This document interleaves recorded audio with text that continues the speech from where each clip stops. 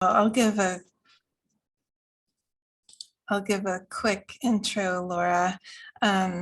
As Laura shared with all of us, Laura Bernard is our speaker today, and she graduated from Stanford in 2014 with degrees in engineering and architectural design. She worked at Cearnal Collective shortly thereafter and has now become a partner at the Collective just 9 or 8 short years later. Very impressive. She leads collaborative teams on a variety of projects, including custom residential, tenant improvements, and mixed-use multifamily projects. She brings her strategic approach to everything she does. I can say that firsthand, serving together with her on the Coastal Housing Coalition. So she really focuses on the importance of healthy and resilient communities, affordable, sustainable by design solutions, and getting big returns for small moves to create great environmental impact and reduced project cost. With that, Laura, we also admire your wonderful picture with the horse and your life out there in the hills together with your horse Stellar and your dog Oliver. So with that, Laura, we'd love to hear more of your story. Oh, thank you so much, Ellen, for that introduction. I'm sure that all those words were in my bio, but when you say them, they sound much better. So thank you for that. And thank you for inviting me to be here. You know, before we start, I just want to say I was really blown away when Tara and Ellen reached out asking me to join you guys today. Definitely do not feel qualified to be here in this space, but Ellen, in all of her wonderful grace, has included me and told me that I was 100% qualified to be here and made me feel like I was so valued and like my perspective was a critical one to share, which I think is more just a testament to Ellen and how spectacular that she is, perhaps more so than my perspective. So thank you, Ellen. You are always doing that and including people in spaces, so thank you. Yeah, so my journey in architecture in a snappy 30 minutes. We'll see how this goes. I'm a local girl. I grew up down in Ojai. I was homeschooled down there, went to Thatcher, which is a boarding school. And I have been horse crazy since the age of 2 years old. Thatcher did not help. They actually have a horse program. So I rode all through my high school years. But this conversation is not necessarily about horses. While in high school, I also developed a love of physics and art. And being a very type A person, when I was graduating, I was like, all right, we're going to Google what the intersection of physics and art is, and this will be my major, and I will study it. I will go to a good school. I will graduate. I will get a good job. And then like, I'll be done. I don't really know what I was thinking would happen, but like my life trajectory ended after graduation and good job. Which is interesting because as a person who recently turned 30 and I'm now living in that period afterwards, I feel like everything has just begun. So that's pretty exciting. Yeah, so I left high school, went off to college, thinking that I wanted to study architecture. I picked a school where I knew I could get a good education in pretty much anything, rather than specifically going to an architecture school, just because I wasn't sure if that would really be the journey that I wanted to go on. And I have to say, I'm very grateful that architecture actually turned out to be exactly what I wanted to do for completely different reasons. To me, the beauty of architecture is it's a giant puzzle with a bunch of different stakeholders and for lack of a better word, a multimedia experience of whether you're drawing something by hand, modeling something 3D, interacting with clients, you know, government officials. There's a variety of ways in which you impact a project. And I think that the giant jumble of all of that is why I love what we do, and is what drew me to it in school. Not necessarily that it was the intersection of art and physics, though that part is fun. Physics, I guess we use, but thankfully we have engineers. Maybe that's just me. Yeah, so in college, I also studied a lot of history, American studies, and almost worked my way towards a minor in that just based off of interests. and thought about whether or not that was actually going to be a career path for me. But ultimately, what I kept coming back to in architecture, and what I realized in every studio that I took, is that it is a vast field with an ever evolving set of problems, and also a lot of opportunity, not just in being an architect, which frankly, I don't think that being an architect is a singular definition. Just with the people that we have on the call here, I think all of us architect in different ways. And then if you look at, let's say, like a super large studio in New York or LA, and then the variety of tangential fields, construction, product design. I was just talking to my coworkers about this, actually. One of them was speaking at the high school about the high school design competition, which, just a quick plug for supporting that if any of you are interested. And she was saying all of the ways that she kind of presents architecture to the students. And I think it's just really cool that we work in a field and a profession that is so versatile. And as we evolve and grow as humans and designers, and our interests perhaps evolve and grow as well, it allows us to flex with that.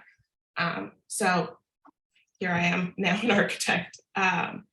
So I interned at the Cearnal Collective my junior year of college, thanks in large part to my very chatty mother. God bless her. There are a couple of people on this call who know her, and she's a force of nature. She is a walker, and she walks in her neighborhood every day. And I was like looking for a summer internship, and apparently I guess she told all of the neighbors this. And one of the neighbors she happened to run into was Brian Cearnal's brother-in-law. And so through some weird twist of fate, I get a call from my mother being like, "Hi, I found an architect in Santa Barbara that maybe you should call and ask for an internship." And I was like, thanks, Mom. Of course, I was in college and mildly ungrateful. So I was like, "Oh, Mom, I can't believe it." But I reached out, and it turned out to be the best decision I ever made. Coming to Santa Barbara was really eye-opening. So Stanford's architecture program is it's not an accredited program. I don't have like a master's in architecture or even a bachelor's in architecture. It's in engineering, as Ellen mentioned, with like a focus on architectural design, which is a really weird and mildly useless degree. But it was primarily focused on, I'll say, like concept and form, and not a lot on practicality.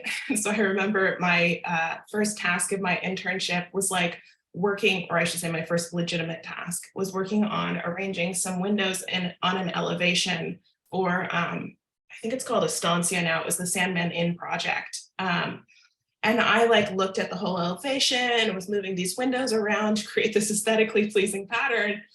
And then my coworker who was supervising me was like, "Okay, great job, Laura.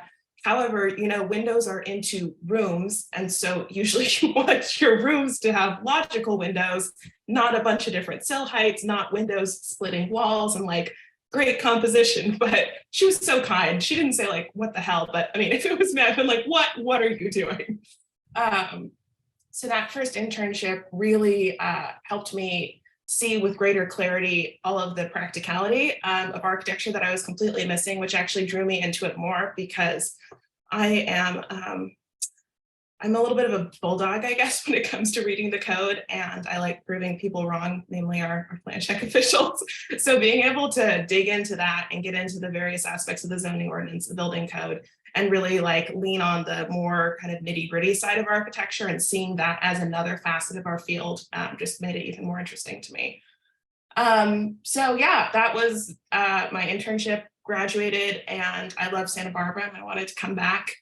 At the time, I think it was supposed to be like a little pit stop on my grand worldwide career. I wanted to live in Rio or in Lagos. In hindsight, I'm not really sure what I was thinking. I've landed up here in the Santa Ynez Valley, and as you can see from my photo, I'm a crazy horse girl. I have found my people. There's ponies and wine. Like, I never want to leave. But who knows? Maybe I could have had a different life as like some Brazilian person, expat. Who knows? But yeah, I mean, coming and working here in Santa Barbara was totally overwhelming at first. I was thinking about this the other day, actually, just like how everything was confusing and unknown. And I felt like I was constantly failing, and I didn't even know what I was failing at, because I didn't even know what I was like supposed to be doing and striving for. And just getting my feet underneath me as a junior designer was just such a journey. And I think one that you can only get through with time and really patient mentors and good guidance.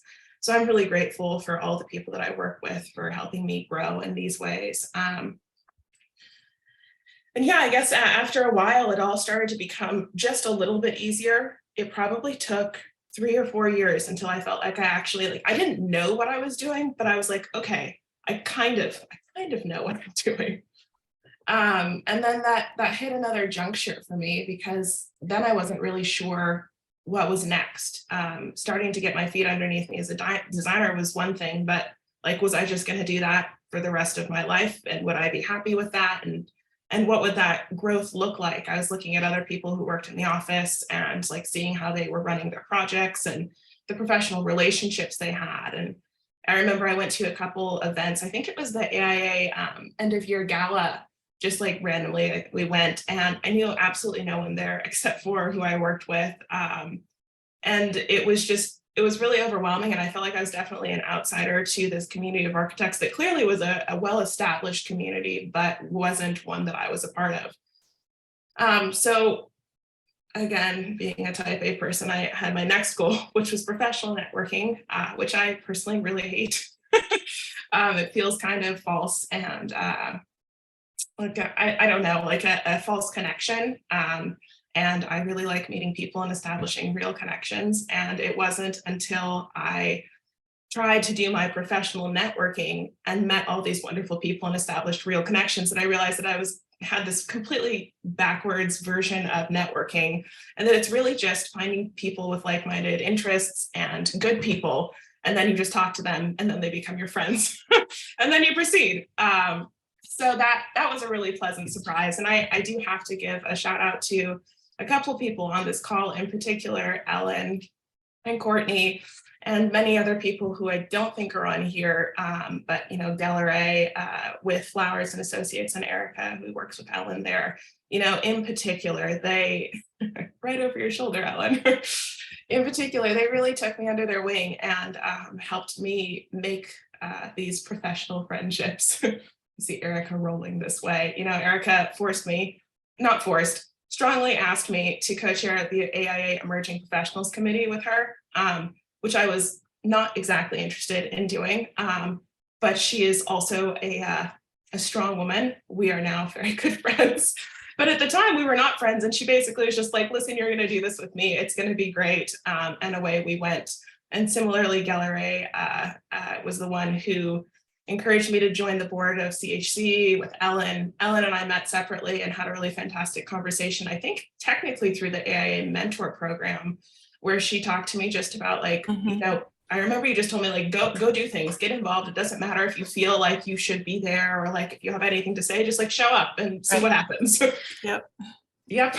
And so I think advice. It's great advice. I pass it on to others that I speak to, because this community is so welcoming. And I don't know if that's unique to Santa Barbara. I've never worked anywhere else. I think I'm pretty fortunate to say that, because this is a special place. And, diversity is the spice of life, but I do love it here. And I think that we have a really, really great crew of designers, just in terms of like actual design talent, but also of people who care deeply about this community and the spaces that we create in it. Oh man, I always talk really fast and then I get out of breath. Where to next? I don't know, I guess this last year or two has been a big turning point for me. I'm working almost exclusively on a single family custom estate with a incredibly high caliber team of people that I feel completely out of my depth with, and it's been the best experience ever. The design, of course, is fantastic, but more than anything, having the chance to work with incredibly talented people who are so good at helping me grow while also pushing me.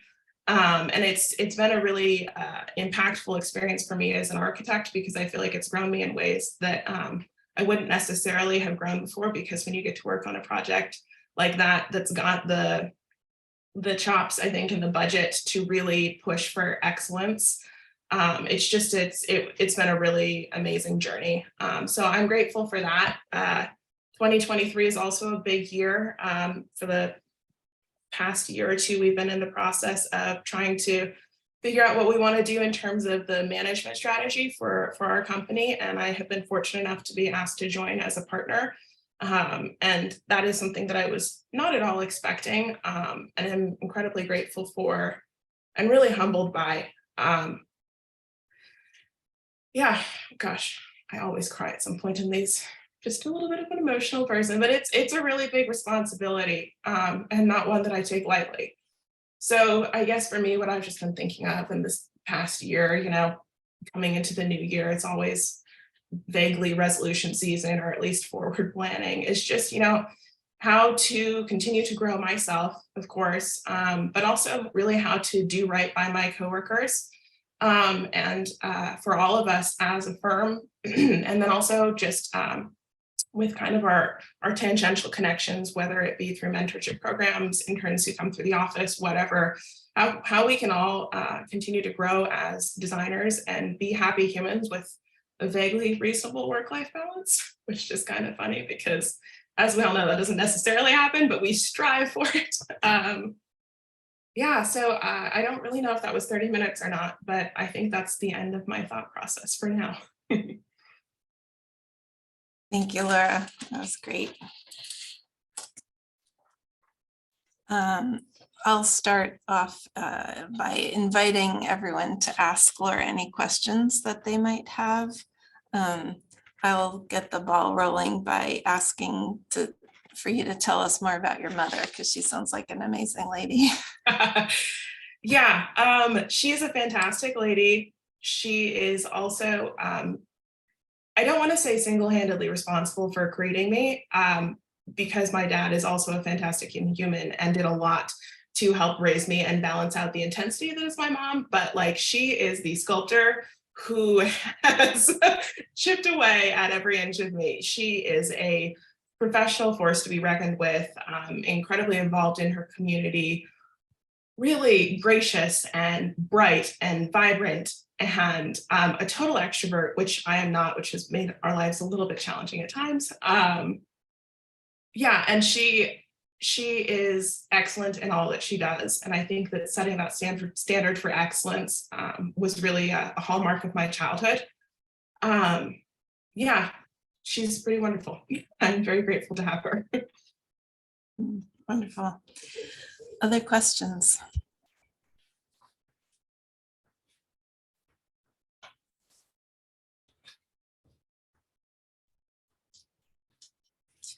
Keep thinking, guys. In the meantime, I'll ask another one. Management strategy that you mentioned, Laura. What are you seeing as like the primary ones that matter in terms of how you and the firm are operating these days? Yeah, this is not going to be like a technical MBA answer, because I do not have one of those. But I think what I've been thinking about lately is, especially coming as, the partnership's most recent employee and a younger one at that, what my perspective was of management and how the firm is operating. And then now being on the other side of that, trying to consider like what that perspective is and how to best address it. So I think as like a broad statement, as an employee, there's a sense of like, the management is in charge, they set direction, X, Y, and Z happens. And that is, the captain of the ship, and that is how the firm moves. But then there are also a lot of questions. And I think especially for a smaller firm, we have, I think, around 13-ish people at this point. We're a family, so everyone is involved in everything for better or for worse. Everyone's up in everyone else's business. So it's not exactly like you get a memo being like, this is our policy on this. It's more so it's casually chatted about and then it happens. So really making sure that everyone feels like they are involved in the decision-making process and that they are a meaningful part of a collaborative group. Our name is the Cearnal Collective, purposefully, with the goal that we are all, equal participants in moving this firm in the directions that it wants to go. And really reckoning that transparency and engagement with the fact that not everyone can run a company all at once. It's inefficient and impractical, and not everyone cares about all things. And there are certain decisions that need to be made. by a management team, I would say like for the greater good of the company, that may not necessarily in the moment make sense to everyone who's there, but is still most likely the right decision to be made. And just kind of reckoning with all of that. And also, I mean, when I said, you know, doing right by all of my coworkers, I think it's a really, I just, in thinking of how all of my mentors have directly impacted my professional career, which it has impacted my life, you know, my ability to have a job, to make money, to buy a house, to buy a horse, to buy a dog, right? To have all of these things. It is so vitally important that we don't lose track of like, oh, I'm super busy on this deadline. So like, maybe like, let's not think big picture about like this one person's growth and are we nurturing them as best as we possibly can, because like that is their life, and taking that really seriously. This is now a very long run-on sentence, but that's just another thing that I've been trying to think about in terms of coming into management, because I feel like I had a really fortunate journey through this company, and I want to make sure that everyone is having that same fortunate journey and is afforded all the opportunities that they need to grow and develop in the ways that they want to. Yeah, I don't know if I have anything else to say on management. It's something that I'm definitely learning still. I actually had coffee with Courtney, I guess that was last year, to talk about managing a business and what that looks like. We were talking about social media. I remember, because like, I mean, we all know that hiring is impossible and terrible. And the conversation about like how much of a role social media plays in hiring and things like this that like are really critical, but then also like as I'm working a 12-hour day, it's like, oh gosh, do I really want to go find some article to read about like the importance of social media and hiring, and just really making time to prioritize growing in this new area, because I think we've probably heard this phrase around teachers, but like you can be good at a subject manager, but you can be bad at teaching it. I'm sorry, good at a subject matter, but bad at teaching it. Like we can be great architects, but we may not necessarily be good managers. And so I'm really trying to approach this as an entirely new field and learn accordingly. It was very rambling, sorry. I have a question here. This is Rosa. More than anything, Laura, I just want to congratulate you on your successes in your early life. I'm so impressed by you, and I'm sure you're going to be a great addition in the leadership of your firm. How do you, you've said a lot about, you know, allowing those opportunities for your younger staff. How do you mentor your younger staff, and you know, you share your story with them, or how do you mentor them to kind of not follow you in your steps, but like to allow them those opportunities in your office? Yeah, I think for me, it's a lot of a conversation of what they're looking for. I try and be very careful about not saying you should do X, Y, and Z because this is what I did and it worked well for me, because my journey may not be what they want. My path in my journey may not be what they want. So it is a lot of, I think, just conversations. I try and go out to lunch with various coworkers, you know, as much as I can, just to understand where they're at, what's working for them, what's not. I have shared my journey. A lot of them have been along for pieces of it, but I think more than anything, it's hearing from them their feedback, because I think a lot of times giving feedback to a greater leadership team, even if like we all are friends and family and we're all together all the time, it can be a little bit more intimidating than just saying like, hey, I saw this situation happen. Like, did that work for you? Did that not? Like, I just was checking in with one of my coworkers that I'm working closely with on a project. And I was saying how like, I feel like the red mark process has a lot of the time has fallen by the wayside in COVID, because I don't know about you guys, but like we're working entirely in the model and in the computer right now. Like I hardly ever print anything. Yes, I could digitally red mark something, but like it's also kind of faster for me to just do it myself. So like we've gotten into this habit of like my coworker will take a project to a certain point, and then I look at it and then I fix all the things that need to be fixed to get it to final, you know, ready to send off to wherever it's going. And then I kind of talk her through it after the fact, but that's not the same thing as I think a lot of us received of like getting a red marked drawing. And so like me saying, you need to take care to, I don't know, close out your dimension strands, because like if you don't do that, then it lacks clarity or something like that. A general comment like that is not as useful as seeing like, add this dimension here, or asking the question of like, how are they supposed to know where is this? And so like we were just talking about this the other day, and now we've got a digital red mark process that we're trying to see how it works. But that only came up because I asked her, I was like, look, I feel like these things are working well, but I'm worried that you're not growing enough in this like final push, the last like 95 to 100% of the drawings. I'm seeing similar patterns emerge that aren't like necessarily like progressing in the way that I would expect for a growth process. So like, what do we need to do to shift our coordination process so that you can see that better? And so just conversations like that. Yeah, I think the one conversation I have with everyone in my office is get licensed, which I remember when I was unlicensed and the partners were telling me to get licensed. I was like, yeah, whatever, it's fine, I'll do it eventually. Like I didn't realize really why it mattered. I thought it was more so just like letters to put after your name and like, I guess a pay raise or something, but it didn't really like, in terms of my development as an architect, I didn't think it mattered that much. But what I tell everyone, and I'm sure Erica has heard me say this a million times, is studying for the licensure process is like what grew me into the designer that I am today. Because with our limited experience on whatever projects you happen to work on, with whatever people you happen to work with that have their own blind spots, that's what you learn and that's what you know. But it's not until you study for your exams and you get a broad perspective on a variety of different things in the field and all these pitfalls to watch out for. And oh my gosh, contracts, so many contracts, right? So that whole process, I think, was critical to making me a better architect. And that is one thing that I do tell everyone that I work with. I'm like, look, get licensed. Even if you don't actually get licensed, study for your tests and like learn all of this, and then hopefully do get licensed, because I also, as a woman and a woman of color, am all about the wage gap and earning more money. And I think that it is ridiculous that people who could be licensed and could be making more money, because frankly, that's just how it works, are not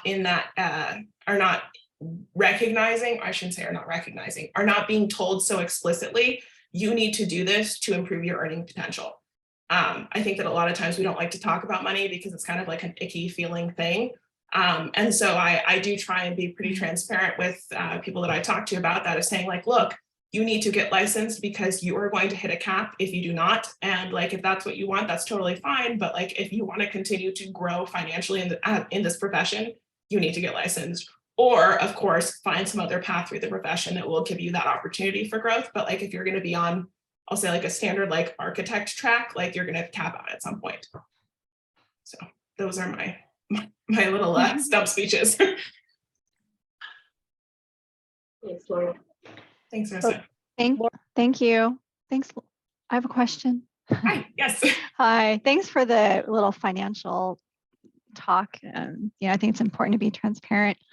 As a, daughter of two immigrant parents, and I too am minority, it's just, I feel like there's not enough discussion about that, but so thank you. I was wondering if you wanted to talk a little bit about your experience with the Coastal Housing Commission and how you see the future in that, and affordable, fair housing for like single working professionals in the city. That's Don't even get me started. Possibility. It's super bleak. So speaking of money, the fact that no one can afford to live in Santa Barbara. I absolutely love the board of the Coastal Housing Coalition. They're a fantastic group of people. I think that the conference that we put on every year is a really great experience. I highly encourage all of you to attend. I know that many of you have in the past. In terms of what the organization is working towards, their goal is to promote the creation of workforce housing. Creation being a very broad term, whether it's lobbying for policy change, advocating for specific projects, just meeting with stakeholders and starting conversations. That's what they're focused on. And we as an organization have actually had some conversations about what workforce housing means, because I think a lot of times it tends to mean, frankly, like me, single income household, working a reasonably good job. And I live in Buellton, which I actually love, but I could afford to buy up here, which is why I live in Buellton and not Santa Barbara. And just recognizing that as a reality, and that I commute, well, thankfully now due to the work from home thing, I only commute 3 days a week, or usually more, but like I'm driving 45 minutes each way to go to work. I'm investing my time and my money either in Santa Barbara, which is a community where I don't live, or in Buellton, which is the community where I don't work. So it really just splits me as a community investment resource. And then sure, questions of like my quality of life as a commuter or whatever. I mean, I think we all as housing professionals in a way can recognize the challenges of not living where you work, and more than just the challenges, the immense benefits of living where you work. So back to where I started on this point, in a way, I was the focus of the workforce, I would say previously, but in the last several years, honestly, we've been talking about there is so much of a greater workforce in Santa Barbara in terms of a broader range of economic backgrounds that needs to be advocated for. And historically, Santa Barbara does a pretty good job of providing lower income affordable housing, but it's still not great. So one of the things the organization has done of late is really working on expanding our definition of workforce. So it's not necessarily so focused on like working professionals as much as all workers who are commuting from Ventura, Lompoc, wherever, to come and work in the Santa Barbara area.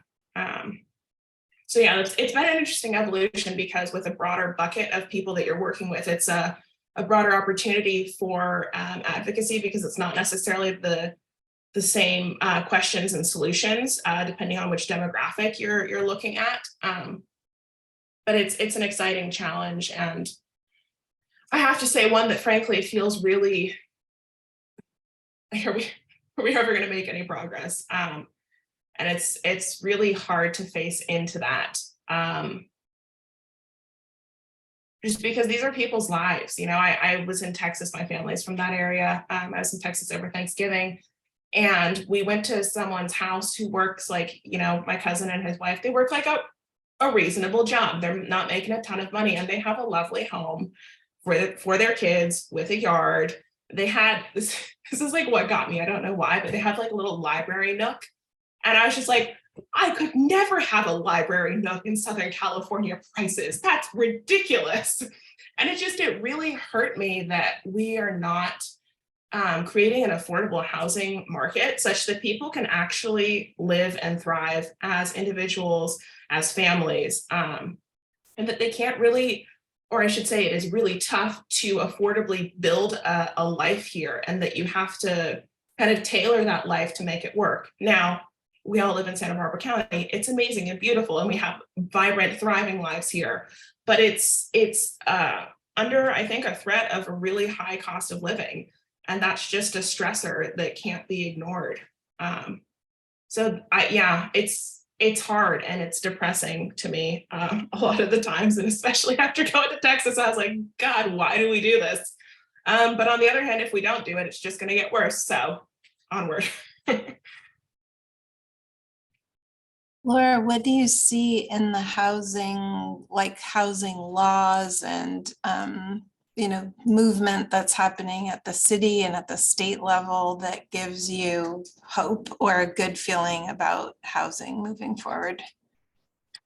Yeah, I mean, that's a good question. So I'm not super up to speed on state law changes. I'm tangentially informed on them, but as I shared earlier, I'm working on a very expensive, frankly, single family home that is not exactly providing housing to a lot of people, but is providing me a lot of joy in designing it.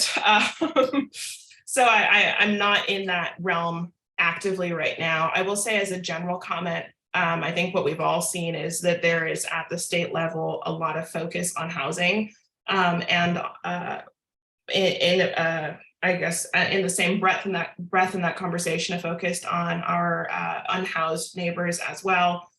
I think a lot of times, well, this is a digression, but I think a lot of times the focus on the unhoused population tends to get more into like negative safety concerns and, you're lowering our property values and I don't feel comfortable walking to my coffee shop kind of like vibe, which is really unfortunate. But I think there is still a good conversation on how to address this, frankly, mental health and just general health crisis that is occurring. So, sorry, that was my digression, but state housing law is obviously showing that at that level, legislators care deeply about creating more housing and that they're not exactly willing to wait for local jurisdictions to get it right on their own. So that's encouraging to me. I think we have a great local jurisdiction. I think they're wonderful to work with in a lot of ways.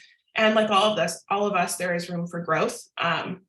So I think that it's encouraging to recognize that from a state level, there are pushes that are happening that will hopefully, with the cooperation of all of us design professionals and governmental agencies in the area, help to create policies that are more conducive to producing housing.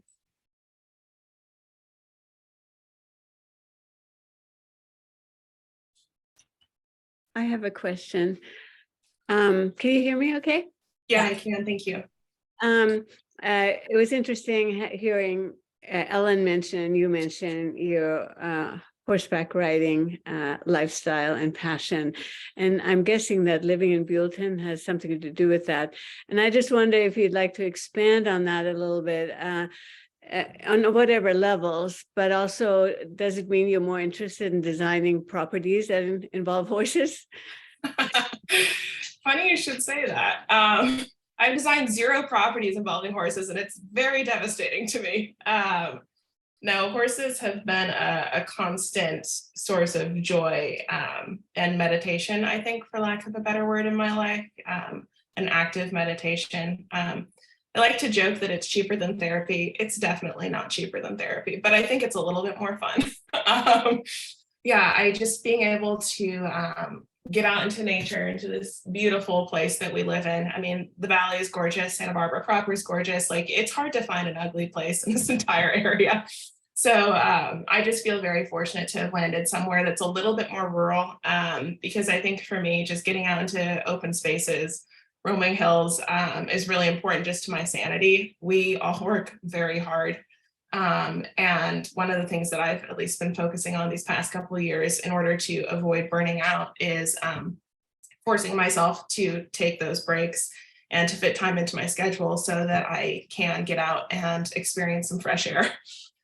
Because as much as like, I probably could work for a very long period of time, at a certain point, that is going to crash and burn terribly, and then I'm useless. So just trying to find a sustainable way to get everything done that we need to get done. But yeah, I would love to work on a property with some ponies. If anyone has any jobs that they're I was about to say that, but it's like, we're all so busy. What am I talking about? I don't have time for that. But yeah, it's I think more than anything, living out here is my own gift to myself to balance everything else out. So it's not necessarily a professional choice, but it's something that I do absolutely love dearly and I'm very grateful for. Oh, see you later, Courtney. Laura, could you speak to Courtney. you said Cearnal was very supportive in like letting you grow as much as you have in the amount of time that you've actually been in the industry, which is great, but it's also very scary to be young and a woman and step on job sites, let alone coordinate consultants.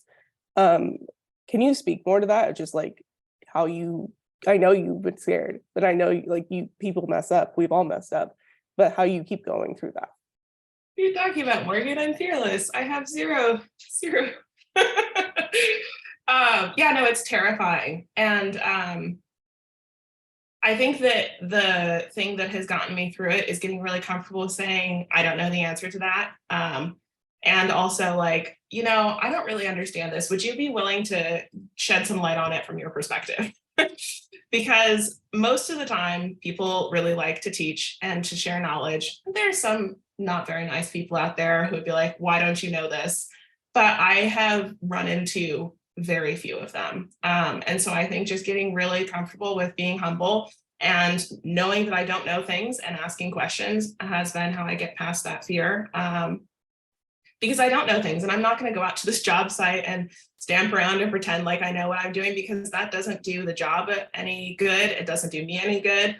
I don't get to learn. The people I'm working with realize that I am, an imposter. Like, it's just, there's no point. And so I think once I got over the like, ouch, I don't know something, I'm nervous about that, and just realized like everyone is always learning in this profession, and like my goal is to be a sponge at any age, to just keep going and amassing knowledge from the people that I work with. So I hope that my response to this question would be the same, in another 10 and 20 years, hopefully with maybe a little bit more wisdom along the way, but that's how I handle the scary side of things. And just in terms of growing fast, I don't think I really even reckoned with that, frankly. I still don't necessarily feel deserving of all that has happened to me. I'm very grateful for it, incredibly grateful for it, a little bit surprised. And I just feel incredibly lucky. And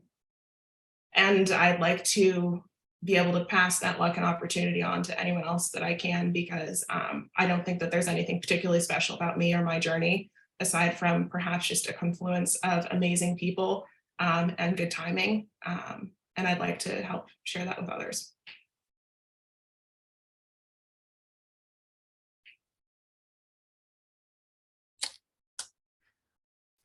That's awesome. Oh, Do you have any favorite restaurants in Buellton or or the Valley, the area? Oh, so many.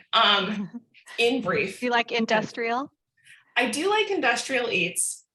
My problem with industrial eats is I feel like their sandwiches are too large for physical consumption, and their pizzas are slightly too charred. This is specific. I do love food, so forgive me. They have a very excellent hummus with beets and lavash. That's my recommendation at industrial eats. Other places that I love in the Valley, SY Kitchen is fantastic. Sear Steakhouse is also very, very good. Highly recommend. They recently started doing brunch, if you're interested in brunch. What else? Oh, I think that Petros is also fantastic. It's out over in like Los Olivos. It's very rural and just like an awesome like afternoon vibe. And I haven't made it to Bell's yet, but it's on my list of places to go. I've heard that Bar La Côte is also excellent. Which one? Bar La Côte, their location in Los Olivos. Yes.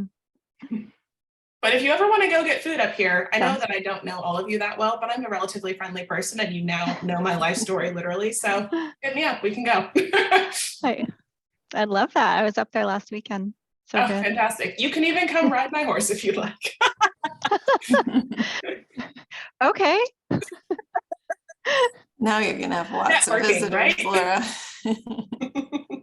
How many horses do you have? I just have the two. Yeah. Wow. But it's enough for a buddy, to hit the trails. So Laura, sounds great. I'm curious to hear what your thoughts and experience are of the remote versus the in-person, returning to the in-person office. We've all gone through the pandemic. Are we still in it? Are we completely out of it? And as now, a partner in the firm, are you concerned with how well your younger employees can be fully integrated into A, the profession of architecture, and B, the Cearnal office? Oh, totally. Deeply concerned. Yeah, I think one of the best ways that I learned is just by being in our incredibly noisy open office and overhearing a bunch of things and not really understanding what they were, but eventually the acronyms started to make sense. And that's just really hard to do with working from home and visual coordination. I think that there's a lot of very good things that have come out of the pandemic relative to flexibility of working from home, flexibility of hours. Our office has always been pretty flexible about that in terms of if you've got to pick up a kiddo or doctor's appointments or whatever, So that's never been like a super rigid point for us, but I think that having the ability to, you know, for me, skip out one day if I want to go try and catch a ride before the sun is gone, and then work in the later evening hours, I think that's fantastic. But I am really concerned for what it means relative to mentorship. As I was sharing earlier, you know, I'm still trying to refine that process with the people that I'm working with in our office. We use GChat to talk constantly, and I think that that's been really helpful in bridging the gap, because it's not like, you know, someone is working for X hours, they come back to me with a product, we sit, we review it, and then they go back to work. It's the constant questions back and forth, like a quick video meeting, like, what does this mean? I don't understand this. So I think that that's really helped with a lot of fluidity of coordination and growth for us. But there's still, you just can't, you can't find a way to replicate just the overheard conversations, or like hearing someone say something and then like not knowing what that means and then knowing to ask that question next time. And I don't know how to do that if people aren't in the office. So we are all back in the office for some period of time throughout the week. It usually works out that for a couple, like I would say about 3 days a week, pretty much everyone is there, and that's really helpful. I have also bought noise canceling headphones because over the pandemic, I realized how nice it is to just like have a quick moment of silence. So I'll put them on when necessary, because sometimes it's a lot having everybody all together, but I think that's so important. And just, you know, like we have our weekly office meetings to review projects, little charrette discussions and whatnot. But yeah, I don't know how to bridge that gap in growth. It's something that I do worry about, and I think that it's really just reliant on making sure that your more experienced designers are taking explicit steps towards mentoring those that they're working with, and not just using them for drafting support, which I think is something that is always worth remembering, but particularly because sometimes it's a lot easier to just like, you know, use them as drafting support and not talk through things because they're not literally right there. Just continually reinforcing that and making that a priority of the office.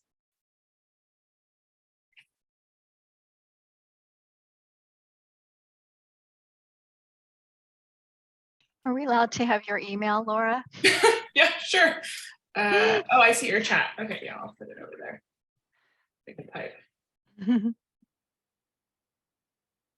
Excellent. There you go. My personal email. Well, my work email. So Laura, I've heard the fiesta parties at the collective are pretty fun. Oh, they're wild. Yes, we pour a mean margarita, and it is a fantastic and fun and crazy affair. I highly encourage y'all to attend if you manage to swing by. Yeah, they're really wonderful. Sorry, Ellen, I think I cut you off there. oh, that's fine. I was curious kind of what you saw as the shift in roles when you became partner at the firm. Just kind of what new things did you take on that weren't part of your, you know, what you were doing prior to that? Yeah, I think literally the biggest learning curve has been financials and just the business side of things, the actual business management. So that's been something that's definitely been a learning curve for me. You know, even before being technically involved in the partnership, I'm a nosy and involved person. So I was, you know, I don't know, trying to come up with new ways to, I don't know, like organize our contacts or efficiencies and meeting running and things like that. So I've always been involved in random things like that. And, you know, the partners at the firm and honestly, all the people I work with are really great at being a collaborative environment. So it doesn't necessarily feel like anyone who's not technically a partner can't get involved in like business running decisions, as long as you like have a thought and want to push it forward. So I think I was involved in like the things that I could be involved in. But the financials are definitely an area of growth for me. And just, I think, you know, studying for exams, like you learn about various efficiency ratios and whatnot, but actually seeing that in action. And I think also going from an employee to an employer, understanding like, you know, salary negotiations and billing rates and fees for projects and how all of that ties together has been super interesting. And I try to, just when talking with my friends as well, like express that, because it all made a little bit more sense to me once I had a bigger picture on things. And I don't think that that's necessarily, this is back to the whole financial conversation, but I don't think that's necessarily clear unless you're in the midst of it. And it's things that aren't like confidential or whatever. It's just understanding, right? Like if you're billing at this, you know, and you're making this, like that doesn't make sense, or it does make sense. And like understanding like how your earning potential for the firm correlates to like what they can afford to pay you, because if you're not bringing in the money, they cannot pay you that money, and things like that, that I just like should be obvious, but I wasn't so keyed into before. So yeah, that's been my area of growth. How do firms talk about recessions and, you know, anticipating future recessions? Yeah, I mean, I think that's a valid question for everyone here. I know for us, we definitely talk about what projects we have that are quote unquote recession proof, relative to like their funding sources or clients that most likely, knock on wood, you know, hopefully are going to keep going in the face of economic challenges, and just making sure that we've got enough of those that we feel comfortable with it.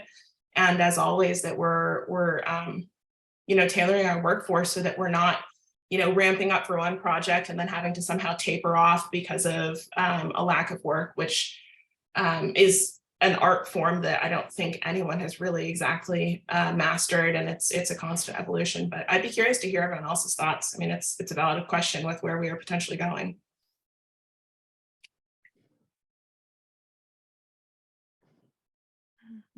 Yeah, good point. Well, I hope others will chime in as well. Yeah, I mean, for us, I think it's diversity of project types.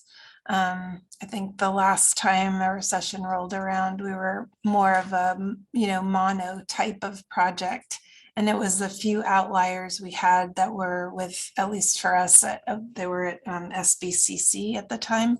And those were the ones that saw us through. A lot of single family residential projects just dried up overnight. So I've been pretty determined ever since then to have a wide variety of projects, just not knowing like what's going to be up, what's going to be down, to make the firm much more sustainable and robust, regardless of, you know, what's around the corner. But I'd love to hear from others in the group as well, and then we probably should call it a wrap. Well, I'll jump in. Like Ellen, I've been through a couple of recessions. I think I've been through even more. And they come and they go. And I completely agree. Diversity of projects is your best friend. And also keeping a very close eye on how much work you have in the office at any one time. We don't always get to control it, but your second best friend is going to be, or maybe your best friend is to be constantly looking for new work. I hate advertising. I hate cold calling. I hate all of these things. One of the things I have in common with you, Laura, is that I don't like self-promotion very much. It feels awkward to me. I don't know if that's exactly what you said, but I feel phony when I'm doing it. And then there'll be a day when I'm actually okay with it. And I think it just has to do with confidence level on that particular day. But marketing is key. You've got to continue to put your name out there. Great. Other thoughts?